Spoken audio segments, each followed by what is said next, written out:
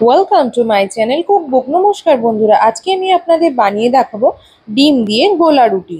এই ডিম দিয়ে গোলা রুটিটা বানানোর জন্য দুটো পেঁয়াজ, একটা টমেটো, কিছুটা ক্যাপসিকাম, ধনেপাতা আর কাঁচা লঙ্কা নিয়েছি। এটা আমি তিনটে ডিম দিয়ে করে নেব। তার জন্য একটা বাটিতে আমি তিনটে ডিম নিয়ে নেব।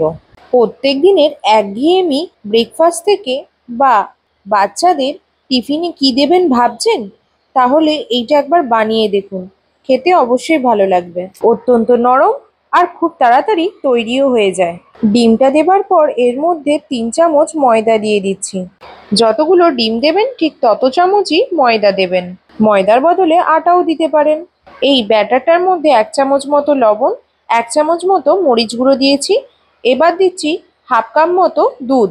এই দুধটাই রুটিটাকে নরম রাখতে সাহায্য করে।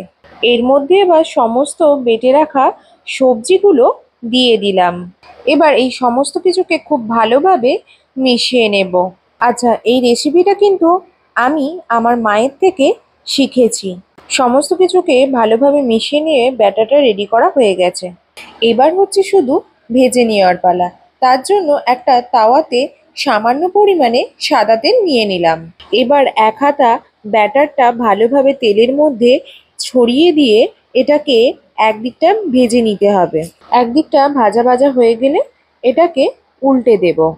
ঠিক এইভাবেই দুদিকটাকে খুব ভালোভাবে উল্টে পাল্টে ভেজে নেব। একটা ভাজা হয়ে গেছে, এবার বাকিগুলো এইভাবেই ঠিক ভেজে নেব। ডিমের এই গোলা রুটিটা দেখুন কতটা সুন্দর নরম হয়েছে না? এই গোলা রুটিটা খুব অল্প তেলে আর খুব কম সময়ে রেডি হয়ে যায়। রেসিপিটা ভালো লাগলে অবশ্যই একদিন বানিয়ে দেখবেন।